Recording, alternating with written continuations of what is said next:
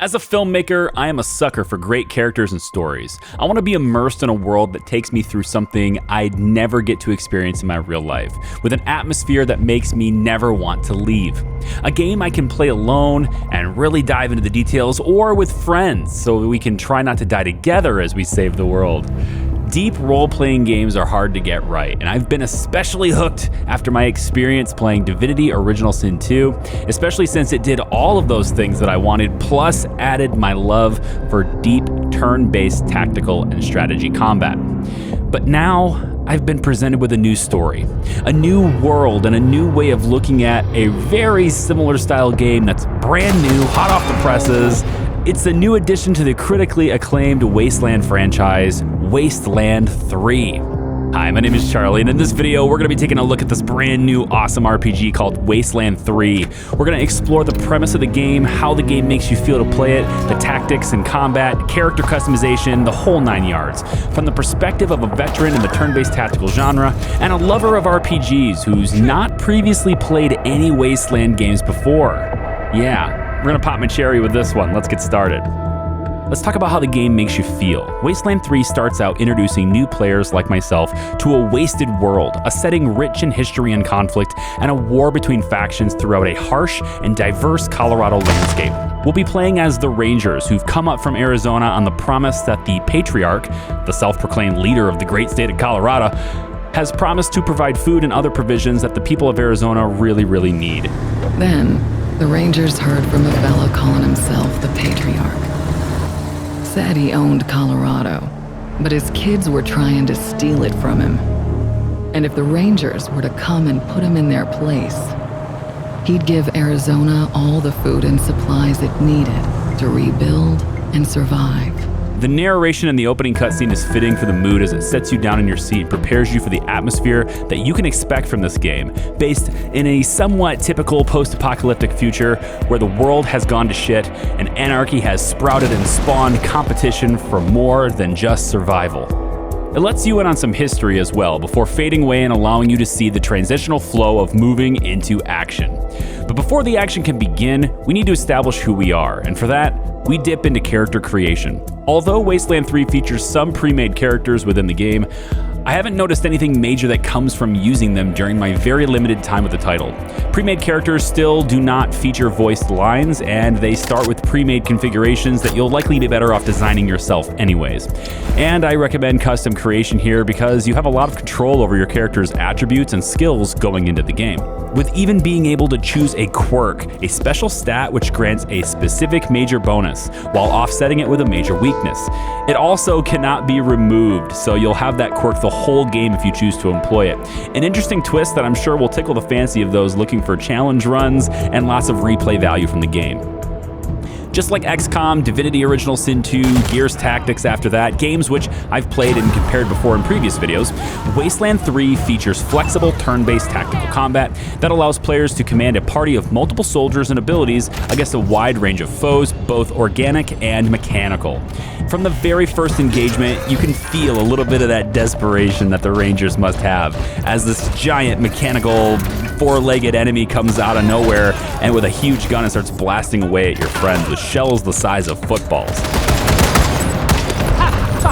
November, you have targeting control. It isn't until your commanding officer finally fixes a vehicle cannon that you're able to even up the odds.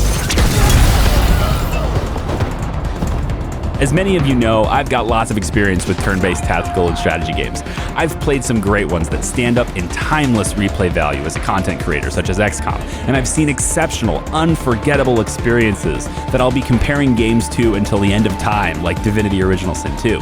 I've given about 20 hours or so of my life to Wasteland 3 so far, and I find this one to be pretty dang good. What it seeks out to do, it does really well, providing a variety of classes, weapons, and attack types to choose from that make the player feel as though the options that they have are their own and that they matter. Your party members, of which you can have what I'm calling a dynamic maximum of 6, each get a set amount of action points, or AP, to perform a variety of tasks, and those tasks each take potentially different amounts of points per turn to perform, and that includes movement. Now I say dynamic maximum because while you can only choose 4 Rangers as your party composition, you can meet and invite up to 2 additional companions to join you on your adventure as well. Forgive me for saying so, but I'm guessing you folks are going to need as much help in the field as you will here in HQ. So, what if I joined your squad? At least until you find your feet. And those companions may come and go throughout the story. Will you let us stay? Bad idea. Or may even abruptly choose to leave you entirely if your decisions don't align with them enough. After he helped them kill my family, you let him live?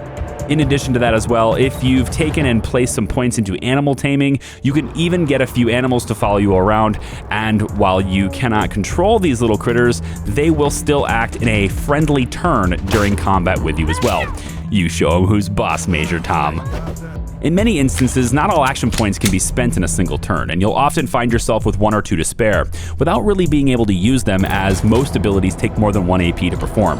For those instances, players can choose to either utilize additional AP next turn by preparing, or spend them to increase their defense against attacks during the next enemy turn.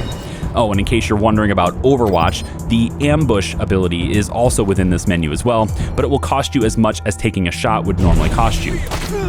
Stepping out of combat for a minute, which I admit in Wasteland 3 is fairly average, let's take a look at the out-of-combat experience, which is where this game actually shines. After combat, Wasteland 3 shows its strengths in storytelling and finally introducing fully voiced characters into their game. 3, when there were 50. Cold logic says I should turn you away. That there aren't enough of you left to do the job at hand. Making the experience of play exceptionally improved from the previous Wasteland titles, especially as a content creator. I mean, reading out loud every voice line, it's not an attractive activity. So I added a little self-made fertilizer. Those mushrooms are growing good. Oh, they're done really, really well. The voices are super on point, and there's enough diversity and creativity put into them, as well as a lot of humor that makes this game really enjoyable. Welcome to the freshly reopened Taiwan Jones's Emporium! We have everything you need, just for the asking and, well, the paying. Especially with some of the more eccentric characters you'll encounter. I guess you don't know your scripture. The Darcys are the harbingers of the deluge, the motherfucking end of the old world, and the beginning of the new.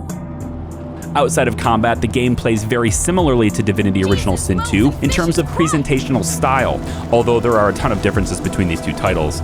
When not in combat, players are free to roam freely outside of any grid and can loot various containers, see insights into miscellaneous elements on the map, which may or may not provide clues for the player to investigate further, or offer foreshadowing for what's up ahead.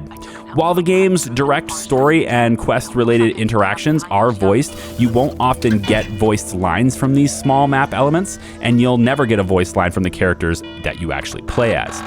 It isn't a deal breaker, but it's certainly noticeable how much you miss having a charming narrator providing you with the details as you swiftly move from place to place. Losa suddenly lunges forward, her hands reaching for Jahan's throat. I like that part in Divinity, but I'm not entirely sure it's fitting for Wasteland 3, so I'm certainly not holding it against it.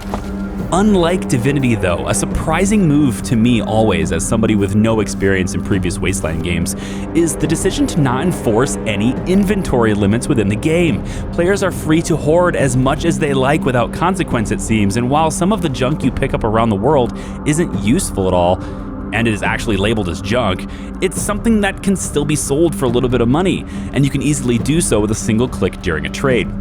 While other titles utilize a inventory slot, space, or weight restriction, Wasteland 3 presents a somewhat rare opportunity to mash the loot all button at basically every single opportunity, as there seems to be no real reason not to take everything you come across. It doesn't seem to matter what it is, grab all the junk, even if it's yellow snow. Something I couldn't help but laugh at when I first saw it. I was even presented with the chance to make my own, which I proudly took advantage of. And this wasn't the only time I've laughed when dipping my toes into Wasteland 3 either. There's been a lot of times throughout my gaming life where I've been met with stale jokes and bland humor that was either trying too hard or not trying hard enough.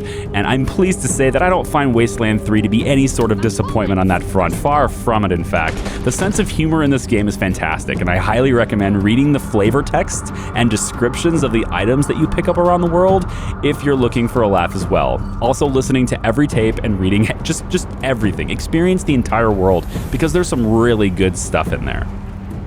The journal tracks main and secondary quests, allowing you to stay organized between sittings, and there is a fame system within the game that builds reputations with various factions in Colorado. Whether that ends up being a good thing or a bad thing, it's entirely up to you. I'll let you play it out. And the actions you take, and many actions, are greeted with consequences that you may have not have thought about either, such as letting somebody go if they release the hostages that they are currently holding at gunpoint. Okay, Hotlanders, drop your guns and she doesn't die. Got it? Only to find out that they've now alerted all their friends up ahead, and there's virtually no way you can save the other 2 hostages that the group was holding, since, well, now they know you're coming. Wake up, cousins! More Hotlanders coming! Ah! Ruining all fun. Guess we better finish off the rest of them. I love how they did that in Wasteland 3. The decision likely doesn't matter to the overall within the world and the campaign as a whole, but that shock of seeing more hostages executed after I saved one, it felt like it was because of me. We'll do what we can to get you back on your feet and find you some new recruits, just like the Patriarch promised you. Switching directions a little bit, let's talk about character management. Party composition and skill assortments are a core of what brings depth to a tactical game, and Wasteland is no exception. Each time a character levels up, you can choose from a set of attributes and skills to gain a level in, and periodically those skills unlock additional perk options and abilities that you could use during or outside of combat. Some skill advancements can bump up available AP, allow for farther movement during combat, improve the soldier's aim, improve survivability and health, and grant them even bonus item slots. There's all sorts of things that you can do in this campaign with the different types of level ups. Players are encouraged to diversify their team to cover as many properties in their party as possible, and that's especially true of non-combat related skills, something that is so important in role-playing games. You only really need one party member who excels at any given non-combat skill set. Having 2 characters leveling lockpicking, for example, just won't be an efficient use of your XP. It'll even tell you in the flavor text if one of your party members has that skill already, so that you don't accidentally go and focus on something thinking that you need it. The game also features a decent range in weapons and armor customizations, which you just need one character good at these in order to modify equipment for your team. The artistic style of these stat and ability bumps give me a vibe not unlike Bethesda's Fallout series, and a little part of me actually says to myself, like, this is kind of what Fallout should have been like. I don't know, maybe that's just me. One sort of, let's call it, polish kind of critique I have about the game is kind of related to character management a little bit though, and that's sort of the fluidity in the interface and the experience of leveling up your characters. The game has a tendency to give you confirmation screens in areas where you really don't want them or need them, and not give you confirmation screens in areas where you kind of do need them. The game does have a bit of persistence in taking you out of the world whenever you wish to do something to your character, pulling the player into a full screen menu for inventory management, weapon modding, etc., and hitting you with an additional need to confirm on every tab of the level up screen, instead of just auto-saving your choices when you select them or providing a button to apply. It just doesn't feel so fluid. It makes the process take significantly longer than it needs to take. And when your party gets to 6 characters, which doesn't take too long to happen, you'll find the skills menu on level ups do tend to take a good portion of your time. Overall, Wasteland 3, my first impressions are quite positive, and Wasteland 3 brings a whole lot of stuff that I haven't even touched on how to do in this video because I just haven't gotten that far in the game yet. Things like moving with a vehicle across the map, that's something that you can do, and customizing vehicles is going to be fun, I just know it.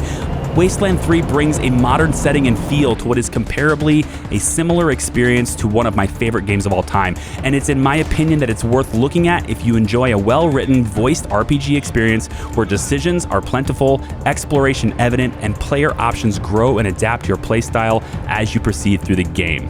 Now, I've been having fun on Twitch playing Wasteland 3 so far, and I'm really tempted to start over and just play it on YouTube as well, because I just really enjoyed my experience in it so far. And honestly, if you're going to get into this too, maybe even try the co-op mode, because I think this is definitely a game that you could enjoy with your friends, and it's completely possible to play this game solo or with a friend and have a great time at doing it. So that's going to do it for my quick little look into Wasteland 3. Thank you so much for watching this video. I appreciate it. And I want to give also a special thank you to the team over at Wasteland 3 for sponsoring this video. And if anyone has any questions in addition to feedback to the game that you'd like to share, please feel free to drop your thoughts in the comments down below. Or drop by the Twitch stream, say hi, and ask any questions about it you want there. My name is Charlie. Thank you for watching. We'll see you next time.